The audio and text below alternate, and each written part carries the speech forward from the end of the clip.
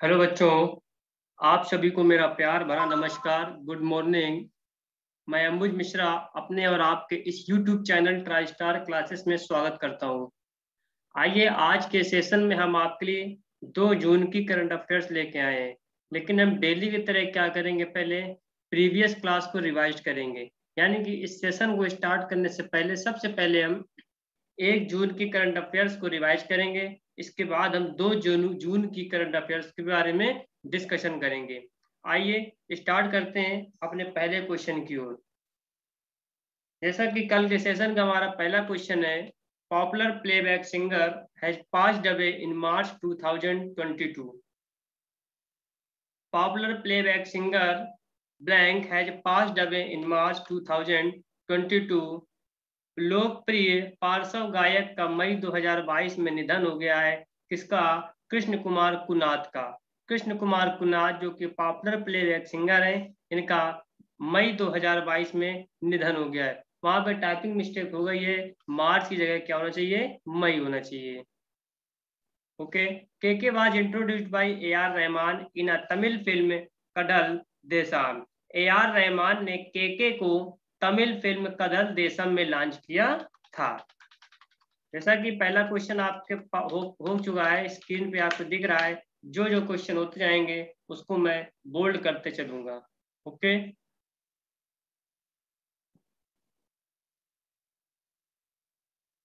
जैसा कि आप देख पा रहे होंगे अपने स्क्रीन पर, पहला क्वेश्चन हमने हाईलाइट कर दिया है। जितने क्वेश्चन होते जाएंगे उन क्वेश्चंस को हम हाईलाइट करते चलेंगे। Question number second, in which state the 2-day national education ministers conference is being held. In which state, किस राज्य में the 2-day national education minister conference यानी कि 2 दिवसीय राष्ट्रीय शिक्षा मंत्रियों का सम्मेलन आयोजित किया जा रहा है।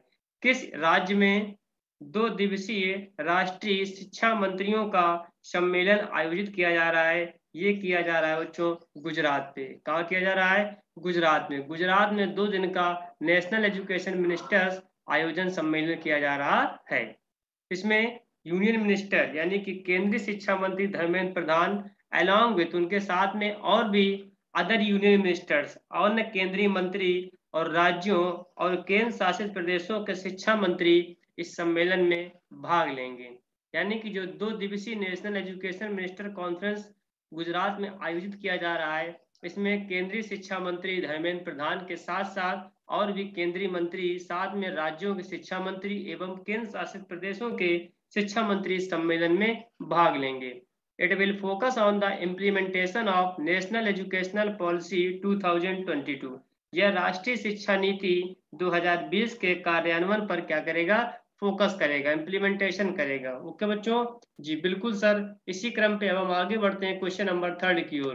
क्वेश्चन नंबर 3, जैसा कि आप अपने स्क्रीन पर पूरी क्लियरिटी के साथ देख पा रहे होंगे, who has been posthumously awarded the Kirti Chakra award by the president Ramnath Kovind. जैसा कि आप सभी लोगों को पता है कि आज दिनांक यानी कि 3 जून 2022 को, आज की तारीख में भारत के राष्ट्रपति और भारत के प्रधानमंत्री, भारत के राष्ट्रपति अपने पैतृक गांव परोग में आ रहे हैं। साथ में उनके भारत के प्रधानमंत्री नरेंद्र मोदी भी आ रहे हैं। ठीक है बच्चों, बिल्कुल। उनके स्वागत के लिए उत्तर प्रदेश के मुख्यमंत्री, उत्तर प्रदेश के राज्यपाल उनके स्वागत के लिए चकेरी एयरपोर्ट पर उनका क्या करेंगे? स्वागत करेंगे। तो राष्ट्रपति रामनाथ कोविंद द्वारा किसे मरणोपरांत कीर्ति चक्र पुरस्कार से सम्मानित किया गया है? ये किया गया है अल्ताफ हुसैन भट्ट को। अल्ताफ हुसैन भट्ट को कीर्ति चक्र अवार्ड से सम्मानित किया गया है राष्ट्रपति रामनाथ कोविंद के द्वारा मरणोपरांत के बाद। अल्ताफ हुसैन भट्ट है कौन? ये जम्मू कश्मीर के कांस्टेबल हैं। जम्मू कश्मीर के कांस्टेबल हैं। President Ramnath Kovind on 31 May 2022 conferred 1 Kirti Chakra and 14 Shaurya Chakras during defense investiture ceremony at Rashtrapati Bhavan in new Delhi. राष्ट्रपति रामनाथ कोविंद ने 31 मई 2022 को नई दिल्ली में राष्ट्रपति भवन में रक्षा अलंकरण समारोह यानी कि डिफेंस इन्वेस्टिचर सेरेमनी के दौरान एक कीर्ति चक्र और 14 शौर्य चक्र प्रदान किए हैं। बिल्कुल सर। तो ध्यान रखेंगे, एग्जाम पॉइंट ऑफ व्यू से क्वेश्चन काफी महत्वपूर्ण है। कीर्ति चक्र अवार्ड किसको सम्मानित किया गया है मरणोपरांत रामनाथ कोविंद के द्वारा अल्ताफ हुसैन भट्ट को। अल्ताफ हुसैन भट्ट हैं कौन? जम्मू कश्मीर के कांस्टेबल हैं। आगे बढ़ते हैं क्वेश्चन नंबर 4 की ओर। Question number 4, as per the FIH world ranking, FIH क्या है? International hockey federation, what is the rank of India's men's hockey team in June 2022? FIH विश्व रैंकिंग के अनुसार जून 2022 में भारत की पुरुष हॉकी टीम की क्या स्थान है? भारत में पुरुष हॉकी टीम का क्या स्थान है? ये स्थान है बच्चों इसमें चौथा स्थान है भारत का। कितना स्थान है? चौथा का। सबसे पहले नंबर पे कौन है? ऑस्ट्रेलिया, नीदरलैंड, फिर कहीं जाके किसका है? इंडिया का है। ओके, आगे बढ़ते हैं क्वेश्चन नंबर 5 की ओर। Which mutual fund company has launched booster systematic investment plan in June 2022? June 2022 में किस म्यूचुअल फंड कंपनी ने booster systematic investment plan launch किया है? ये किया है ICICI Prudential mutual fund. ICICI Prudential mutual fund ने जून 2022 में बूस्टर सिस्टमेटिक इन्वेस्टमेंट प्लान को लॉन्च किया है। बूस्टर सिस्टमेटिक इन्वेस्टमेंट प्लान है क्या? इसमें सोर्स स्कीम में पूर्व निर्धारित अंतराल पर एक निश्चित राशि का इंक्लूजन किया जाता है, यानी कि निवेश किया जाता है, और इक्विटी इंडेक्स के आधार पर, इक्विटी वैल्यूएशन इंडेक्स के आधार पर एक परिवर्तनीय राशि को पूर्व निर्धारित अंतराल पर लक्ष्य योजना में स्थानांतरित किया जाता है बच्चों। बिल्कुल, आइए बात कर लेते हैं कि ICICI प्रूडेंशियल म्यूचुअल फंड के CEO कौन है, इसका हेडक्वार्टर कहाँ पे, इसकी स्थापना कब हुई। तो इसके CEO के बारे में बात कर लेते हैं। इसके CEO यानी कि chief executive officer ICICI Prudential mutual fund के हैं निमेश शाह। निमेश शाह इसके क्या है? CEO है। इसका हेडक्वार्टर कहाँ पे बच्चों? इसका हेडक्वार्टर मुंबई पे है। ICICI प्रूडेंशियल म्यूचुअल फंड का हेडक्वार्टर मुंबई पे है। इसकी स्थापना कब हुई? इसकी स्थापना 1993 में हुई। अगला क्वेश्चन आपकी स्क्रीन पर जैसा कि दिख रहा होगा, which Arab country has become the first country to sign a free trade deal with Israel on 31 May 2022? Which Arab country, कौन सा अरब देश 31 मई 2022 को इसराइल के साथ मुक्त व्यापार समझौते पर हस्ताक्षर करने वाला पहला देश बन गया है? कौन सा पहला देश बन गया है? यूनाइटेड अरब अमीरात। यूनाइटेड यानी कि संयुक्त अरब अमीरात पहला अरब देश है जिसने कि इसराइल के साथ मुक्त व्यापार समझौते पर क्या किए हैं? हस्ताक्षर किए हैं। इसराइल के बारे में बात कर लेते हैं। इसराइल के मुख्यमंत्री प्रधानमंत्री कौन है? ये है नफ्ताली बेनेट। इसराइल के प्रधानमंत्री नफ्ताली बेनेट है। यहाँ के कैपिटल क्या है? कैपिटल यहाँ पे जेरूसालेम है। क्या है? जेरूसालेम। प्रेसिडेंट कौन है? प्रेसिडेंट है आइजैक हर्जोग। राष्ट्रपति आइजैक हर्जोग है। यहाँ की करेंसी क्या है? मुद्रा क्या है? Israeli shekel. इजरायली शेकेल क्या है? यहाँ के बच्चों मुद्रा है। ओके जी, तो ध्यान रखेंगे। अरब कंट्री कौन सा? यूनाइटेड अरब अमीरात एक पहला देश बन गया है। भारत का विश्व का एक पहला देश बन गया है जो इसराइल के साथ मुक्त व्यापार समझौते पर हस्ताक्षर करने वाला पहला देश बन गया है। अगला question, question number 7, which day is celebrated as the world milk day?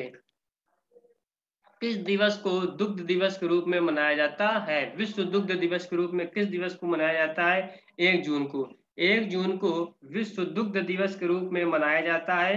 संयुक्त राष्ट्र के यानी कि the food and agriculture organisation FAO, food and agriculture organisation के संयुक्त राष्ट्र ने 2001 में 1 जून को सबसे पहले विश्व दुग्ध दिवस के रूप में अपनाया था। ठीक बच्चों, this day is celebrated the dairy industry. यह दिन डेयरी इंडस्ट्री यानी कि डेयरी उद्योग को जश्न मनाने के लिए समर्पित है। In the last few years, पिछले कुछ सालों में, India has also become one of the largest producers of milk in the world. पिछले कुछ सालों में भारत दूध के मामले में, पिछले कुछ वर्षों में भारत 150 मिलियन टन से अधिक उत्पादन और प्रति व्यक्ति 300 ग्राम प्रतिदिन की उपलब्धता के साथ दुनिया में दूध के सबसे बड़े उत्पादकों में से एक बन गया है। तो ध्यान रखेंगे, वर्ल्ड मिल्क डे हर साल कब मनाया जाता है? ये मनाया जाता है 1 जून को। अगला क्वेश्चन इसी क्रम पे, question number 8, Which day is celebrated as the Global Day of Parents in June 2022? June 2022 में किस दिवस को ग्लोबल डे ऑफ पेरेंट्स के रूप में मनाया जाता है? ये मनाया जाता है मेरे प्यारे बच्चों 1 जून को। 1 जून को ग्लोबल डे ऑफ पेरेंट्स के रूप में मनाया जाता है। Sir global day of parents के रूप में मनाया जाता है, बिल्कुल हाँ। This day is proclaimed in honour of the role of parents in life of a child. यह दिवस एक बच्चे के जीवन में, यानी कि लाइफ ऑफ अ चाइल्ड, बच्चे के जीवन में माता पिता की भूमिका के सम्मान में घोषित किया गया है। तो ग्लोबल डे ऑफ पेरेंट्स कब मनाया जाता है? 1 जून को। थीम के बारे में बात कर लेते हैं। 2022 की थीम क्या है? Appreciate all parents through out the world. Appreciate all parents through out the world global day of parents की 2022 की थीम है, यानी कि विषय वस्तु है। आगे बात कर लेते हैं क्वेश्चन नंबर 9 की ओर। क्वेश्चन नंबर 9 काफी इंपॉर्टेंट क्वेश्चन है। मैं तो ये कह रहा हूँ कि पीसीएस के प्री के एग्जाम में भी काफी क्वेश्चन हेल्पफुल रहेगा। बंधन express was recently in news. It is a train that runs between which of the 2 countries. बंधन एक्सप्रेस जो कि हाल की न्यूज में चर्चित है। बंधन एक्सप्रेस है क्या बच्चों? बंधन एक्सप्रेस एक ट्रेन का नाम है। इट इज ए ट्रेन, यह एक ट्रेन है दैट रन्स, जो कि चलती है किन किन 2 देशों के बीच में? ये चलती है इंडिया और बांग्लादेश के देशों के बीच में। भारत और बांग्लादेश के बीच में ये बंधन एक्सप्रेस चलने वाली ट्रेन है। ये कोविड के काल में अभी फिलहाल क्या कर दी गई थी? बंद कर दी गई थी। तो क्वेश्चन नंबर 9 भी आपकी स्क्रीन में जैसा दिख रहा है, इसको भी मैंने क्या करा दिया है? कंप्लीट करा दिया है। तो ध्यान रखेंगे, बंधन एक्सप्रेस किन किन 2 देशों में चलती? India and Bangladesh. बंधन में भी क्या आ रहा है? बन आ रहा है। और बांग्लादेश में भी क्या आ रहा है? बन आ रहा है। तो ध्यान रखेंगे।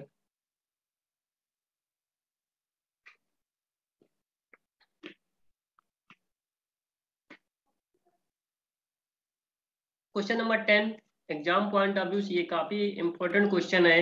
राजेश गेरा appointed DG national informatics centre. Rajesh गेरा को डिप्टी राजेश गेरा को डायरेक्टर जनरल नियुक्त किया गया है इंफॉर्मेटिक्स सेंटर का, यानी कि नेशनल, यानी कि एनआईसी का, नेशनल इंफॉर्मेटिक्स सेंटर का राजेश गेरा को क्या किया गया है? डीजी अपॉइंट किया गया। सर डीजी क्या है? डायरेक्टर जनरल है बच्चों। क्या है? डायरेक्टर जनरल है। ठीक। तो ये कल के हमारे कुछ करंट अफेयर्स के सेशन के क्वेश्चन थे। आइए इसी क्रम पे अब हम आगे बढ़ते हैं। आपके लिए हम लेके आए कुछ 2 जून 2022 की करंट अफेयर, यानी कि कल की डेट की करंट अफेयर्स लेके आए। आइए चर्चा करते हैं, पढ़ते हैं। जैसा कि आप अपनी स्क्रीन पर देख पा रहे होंगे, daily current affairs 2 June 2022 by Ambu sir. Current affair जैसा कि आपको पता है कि मैं पढ़ाता हूँ, अम्बू सर आपकी क्लास लेते हैं करंट अफेयर्स की। पहला क्वेश्चन पढ़िए। Who has been appointed as the Director General of National Informatics Center NIC? National, देखिए अभी हमने ये क्वेश्चन को पढ़ाया, कल के सेशन में भी हमने इस क्वेश्चन को पढ़ाया। क्या कह रहा है question? Who has been appointed as the Director General of National Informatics Center, यानी कि NIC का डायरेक्टर जनरल किसे नियुक्त किया गया है? राजेश गेरा को किया गया है। राजेश गेरा को डायरेक्टर जनरल घोषित किया गया है नेशनल इंफॉर्मेटिक सेंटर का। गेरा is currently deputy governor general of the NIC, यानी कि गेरा वर्तमान में एनआईसी में उप महानिदेशक हैं। The NIC under the ministry of electronics and information technology was established in 1976 with the objective to provide technology-driven solutions to central and state government. NIC 21 मंत्रालय के अंतर्गत आती है, ministry of electronics and information technology, यानी कि electronics और सूचना प्रौद्योगिकी मंत्रालय के तहत एनआईसी की स्थापना सन 1976 में की गई थी। तो NIC ministry of electronics and information technology के अंतर्गत आती है, जिसकी स्थापना सन 1976 में की गई। केंद्र और राज्य सरकारों को प्रौद्योगिकी संचालन समाधान प्रदान करने के उद्देश्य से ये की गई थी। तो ध्यान रखेंगे, राजेश गेरा को डायरेक्टर जनरल घोषित किया गया है नेशनल इंफॉर्मेटिक्स सेंटर का। एग्जाम पॉइंट ऑफ व्यू से काफी इंपॉर्टेंट क्वेश्चन है, ध्यान रखेंगे बच्चों। ये एमटीएस के सीएचएसएल के एग्जाम चल रहा है, ये सीएचएसएल के एग्जाम करंट में भी चल रहा है, एमटीएस के एग्जाम जुलाई में होने वाला है। जितने भी आपके कॉम्पिटिटिव एग्जाम होने वाले हैं, उन सभी में से लगभग मैं कोशिश करता हूँ कि 99.9% क्वेश्चन रखा जाएगा, पुटअप किया जाएगा। ध्यान रखेंगे, आप भूलेंगे बिल्कुल नहीं। आगे बढ़ते हैं क्वेश्चन नंबर 2 की ओर। Question number 2, the union cabinet has approved a proposal to expand the mandate of blank portal by allowing procurement by cooperatives. The union cabinet यानी कि केंद्रीय मंत्रिमंडल ने सहकारी समितियों द्वारा खरीद की अनुमति देकर पोर्टल के जनादेश का विस्तार करने के प्रस्ताव को मंजूरी दी है। क्वेश्चन आपके सामने इंग्लिश में लिखा हुआ है, इस क्वेश्चन को मैंने हिंदी में ट्रांसलेट कर दिया। द यूनियन कैबिनेट, केंद्रीय मंत्रिमंडल ने सहकारी समितियों यानी कि कोऑपरेटिव सहकारी समितियों द्वारा खरीद की अनुमति देकर पोर्टल के जनादेश का विस्तार करने के प्रस्ताव को मंजूरी दे दी है। किस पोर्टल के? GeM portal. जेम पोर्टल का फुल फॉर्म बहुत अच्छा है, गवर्नमेंट ई मार्केट प्लेस। अगर जेम पोर्टल का फुल फॉर्म आ जाता है तो government e marketplace. The GeM was launched, GeM को कब लॉन्च किया गया था? जेम को लॉन्च किया गया था 9 अगस्त 2016 को। जेम को 9 अगस्त 2016 को लॉन्च किया गया था बाय द कॉमर्स मिनिस्ट्री यानी कि वाणिज्य मंत्रालय द्वारा। जेम को 9 अगस्त 2016 को वाणिज्य मंत्रालय द्वारा सरकारी खरीदारों के लिए एक खुला और ट्रांसपेरेंट यानी कि to create an open and transparent procurement platform for government buyers. तो जेम पोर्टल को 9 अगस्त 2016 को वाणिज्य मंत्रालय द्वारा सरकारी खरीदारों के लिए एक खुला और पारदर्शी खरीद मंच बनाने के लिए लॉन्च किया गया था बच्चों। तो ध्यान रखेंगे एग्जाम में कभी कभी 1 लाइनर में क्वेश्चन पूछ लेता है जेम पोर्टल को कब लॉन्च किया गया, किसके द्वारा किया गया? तो वाणिज्य मंत्रालय के द्वारा 9 अगस्त 2016 को इस पोर्टल को लॉन्च किया गया। आगे बढ़ते हैं क्वेश्चन नंबर 3 की ओर। क्वेश्चन नंबर 3, जून 2022 में IBSA जूडो ग्रांड प्रिक्स में किस देश ने अपना पहला पदक जीता है?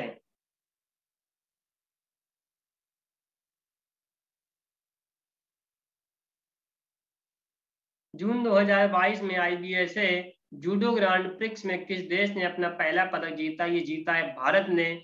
और जीता है तो किसने जीता है? तो भारत ने कजाकिस्तान के नूर सुल्तान में आयोजित IBSA जूडो ग्रांड प्रिक्स में, जूडो यानी कराटे ग्रांड प्रिक्स में अपना पहला पदक जीता है।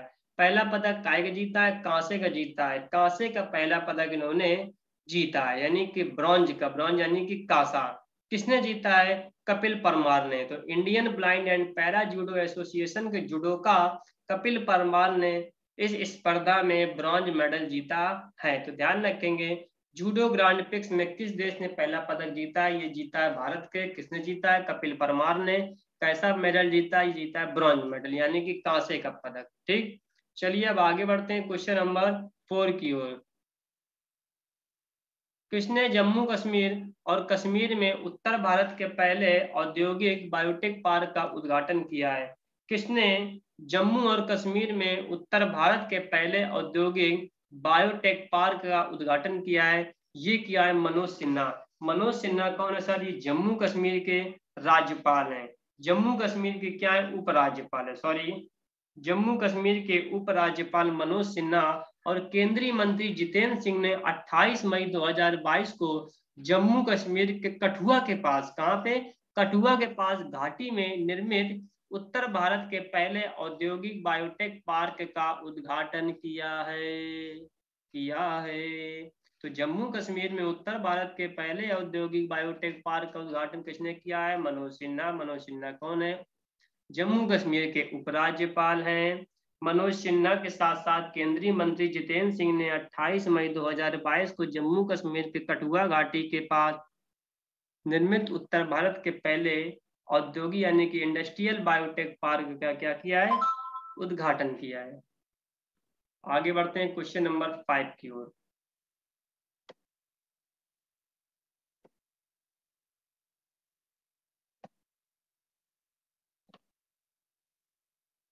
According to the revised flag code of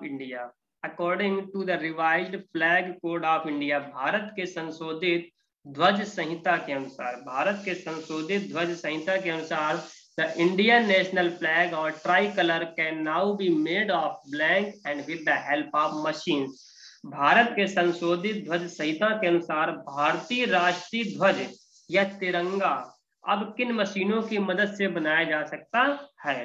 अब पॉलिस्टर और मशीनों की मदद से इसको बनाया जा सकता है। तो revise flag code of India के अनुसार अब भारतीय जो तिरंगा है इसको पॉलिस्टर और मशीनों की मदद से बनाया जा सकता है। पहले इसको क्या किया जाता था कि इसको हाथ से बनाया जाता था, सिल के। किससे बनाया जाता था? हाथ से सिल के बनाया जाता था। कॉटन का बनाया जाता था, ऊन या खादी से बने हुए झंडों की अनुमति थी, लेकिन अब क्या कर दिया गया है? पॉलिस्टर का भी कर दिया गया है। ठीक बच्चों, तो ध्यान रखेंगे इस क्वेश्चन को, बहुत इंपॉर्टेंट क्वेश्चन है। तो अब झंडा revise flag code of India के अनुसार भारत का तिरंगा झंडा पॉलिस्टर का भी बनाया जा सकता है। Which state government has decided to abolish the physical stamp papers and launched e-stamp facility on 2 June 2022? किस राज्य सरकार ने 2 जून 2022 को भौतिक स्टाम्प पेपर यानी कि फिजिकल स्टाम्प पेपर्स को समाप्त करने और ई स्टाम्प सुविधा शुरू करने का निर्णय लिया? यानी कि किस राज्य सरकार ने ये कहा है कि फिजिकल स्टाम्प पेपर्स को अब हम क्या कर देंगे? एबॉलिश कर देंगे, बैन कर देंगे, बंद कर देंगे। अब हम ई स्टाम्प फैकल्टी को क्या करेंगे? लॉन्च करेंगे। किस राज्य सरकार ने कहा? ये कहा है पंजाब राज्य सरकार ने। तो पंजाब राज्य सरकार ने ये कहा है कि फिजिकल स्टैम्प पेपर्स को हम बंद करके क्या करेंगे? ई स्टाम्प फैकल्टी को सुविधा हम शुरू करेंगे। ध्यान रखेंगे। ठीक बच्चों, आगे बढ़ते हैं क्वेश्चन नंबर 7 की ओर। क्वेश्चन नंबर 7, विदेश मंत्री डॉक्टर एस जयशंकर। जैसा कि आप जानते हैं विदेश मंत्री कौन है? डॉक्टर एस जयशंकर है। कौन है? Doctor S Jaishankar.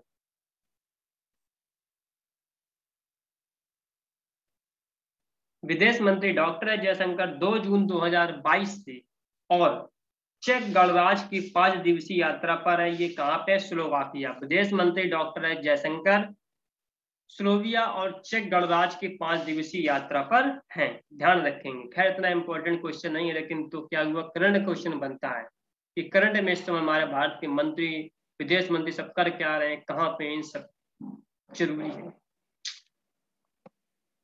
निम्नलिखित केंद्रीय मंत्रियों में से किसने 8 साल के प्रशासनिक और पेंशन सुधार 2014 से लेकर 22 पर एक पुस्तक और उसका ई संस्करण जारी किया है? डॉक्टर जितेंद्र सिंह ने। डॉक्टर जितेंद्र सिंह। केंद्रीय कार्मिक, लोक शिकायत और पेंशन राज्य मंत्री डॉक्टर जितेंद्र सिंह ने 8 साल के प्रशासनिक और पेंशन सुधार 2014 से लेकर 2022 तक ये 8 साल के पीरियड पर एक पुस्तक और उसका ई संस्करण का विमोचन किया है। इन्होंने एक वेबिनार में उद्घाटन का भाषण भी दिया है, डॉक्टर जितेंद्र सिंह ने। अगला question, which day is celebrated as the Telangana formation day? किस दिन को तेलंगाना स्थापना दिवस के रूप में सॉरी बच्चों, किस दिवस को तेलंगाना स्थापना दिवस के रूप में मनाया जाता है?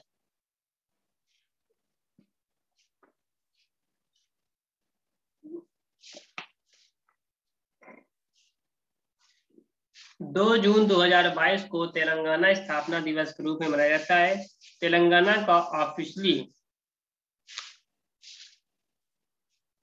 आधिकारिक तौर पर देखा जाए तो तेलंगाना 2 जून 2014 को क्या किया गया था? गठित किया गया था। आधिकारिक रूप से देखा जाए तो तेलंगाना को 2 जून 2014 को क्या किया गया था? गठन किया गया था। तेलंगाना का स्थापना दिवस कब मनाया जाता है? ये हर साल 2 जून को मनाया जाता है। तो आधिकारिक तौर पर तेलंगाना की स्थापना कब हुई? 2 जून 2014 को। ये भारत का 28वां राज्य है। It is India's 28th state and was carved out of Andhra Pradesh. ये भारत का 28वां राज्य तेलंगाना है। इसे आंध्र प्रदेश से अलग करके बनाया गया था। Carved out of Andhra Pradesh, Andhra Pradesh से अलग इसको करके बनाया गया था। तेलंगाना की बात कर ले स्थापना की, इसकी स्थापना हमने बताई दी आपको 2 जून 2014 को हो गई, यानी कि लगभग 8 साल होने जा रहे हैं। राजधानी इसकी हैदराबाद है तेलंगाना की। यहाँ के राज्यपाल कौन है बच्चों? ये हैं तमिलिसाई सौंदरराजन, तमिलिसाई सुंदरराजन। और मुख्यमंत्री कौन है? के चंद्रशेखर राव। ध्यान रखेंगे बच्चों, बहुत इंपॉर्टेंट क्वेश्चन है। क्वेश्चन ये भी पूछ सकता है कि तेलंगाना की स्थापना कब हुई? तो 2 जून 2014 को हुई। भारत का कौन सा राज्य? भारत का 28वां राज्य, और इसे आंध्र प्रदेश से अलग करके बनाया गया था। बिल्कुल सर, आ गया समझ में? जी सर, बिल्कुल आ गया। इसी क्रम पे आइए बढ़ते हैं क्वेश्चन नंबर 10 की ओर। क्वेश्चन नंबर 10 आपके स्क्रीन पर, और आज के सेशन का लास्ट क्वेश्चन है। Which company has launched the India's first रूपी बेस्ड क्रिप्टो रूपी इंडेक्स CRE8? किस कंपनी ने, विच कंपनी हैज लॉन्च्ड, किस कंपनी ने लॉन्च किया है इंडियाज फर्स्ट रूपी, भारत का पहला रुपया बेस्ड आधारित क्रिप्टो रूपी इंडेक्स? किस कंपनी ने भारत का पहला रुपया आधारित क्रिप्टो रुपया इंडेक्स लॉन्च किया है? ये किस कंपनी ने किया है? कॉइन स्विच कंपनी ने। कॉइन स्विच कंपनी ने भारत का पहला रूपी बेस्ड क्रिप्टो रूपी इंडेक्स को जारी किया है बच्चों। जी सर, आ गया है बड़े भैया। तो India's largest crypto investing app coin switch on 2 June 2022 launch crypto रूपी इंडेक्स से। तो भारत की सबसे बड़ी क्रिप्टो निवेश ऐप कॉइन स्विच ने 2 जून 2022 को क्रिप्टो रुपया इंडेक्स लॉन्च किया है बच्चों। तो ये हमारे रही आज के करंट अफेयर्स के सेशन के क्वेश्चन। उम्मीद करते हैं आपको ये सेशन काफी पसंद आया होगा। पसंद आने की बात तो है ही बच्चों, हर एग्जाम में कम से कम 6 से 7 क्वेश्चन करंट अफेयर्स के रहते हैं, यानी कि सबसे ज्यादा रोल रहता है यदि क्वेश्चन के हर एग्जाम में, वो रहता है करंट अफेयर्स का। इसलिए मैं आपसे गुजारिश करता हूं कि रोज करंट अफेयर्स की क्लास को लिया करें, और जो इम्पोर्टेंट क्वेश्चन हुआ करें। इम्पोर्टेंट क्वेश्चन फिलहाल सभी हैं, अभी तो आप जब पढ़ते हैं तब आपको पता है क्या होता है बच्चों, सब याद हो जाता है। लेकिन एग्जाम टाइम क्या करते हैं, एग्जाम टाइम जाते समय आप लोग रिवाइज नहीं करते हैं। रिवाइज नहीं करेंगे, जब एग्जाम में क्वेश्चन आ जाता है फिर वहीं पे क्या हो जाते हैं, आप फंस जाते हैं। फिर आप भूल जाते हैं इसका आंसर क्या होगा। जिस समय क्लास चलती है उस समय आपको याद रहता है, मैं जानता हूँ, लेकिन जब आप एग्जाम देने जाते हैं, एग्जाम देने जाते टाइम आपको याद नहीं रहता है। तो मैं कहता हूँ आपसे कि डेली आप क्वेश्चन को क्या करें, नोट डाउन करें, या हम PDF देते हैं उसको आप डेली क्या करें, रीड करें। इसके बाद उसको रिवाइज करके आप क्लास में पेपर देने जाएगा। तो मैं 100% गारंटी के साथ कह सकता हूँ कि सारे क्वेश्चन आपको लर्न हो जाएंगे, और एक भी करंट अफेयर्स क्वेश्चन गलत नहीं होगा जब तक हम उस तरह को पढ़ा रहे हैं। तो ध्यान रखेंगे बच्चों। चलिए इसी क्रम पे अब हम इस सेशन को ऑफ करते हैं, और आपके लिए एक नई खबर और है। नई खुशखबरी क्या है कि मैं आपके लिए एक मंथली करंट अफेयर्स की क्लास लेकर आ रहा हूँ। मंथली करंट अफेयर्स की क्लास हमारी, करंट अफेयर्स की मंथली कौन सी क्लास होगी मैं आपको बता दे रहा हूँ, किस महीने की करंट अफेयर्स होगी मंथली में। वो होगी हमारी, वेट अ मिनट बच्चों, एक सेकेंड।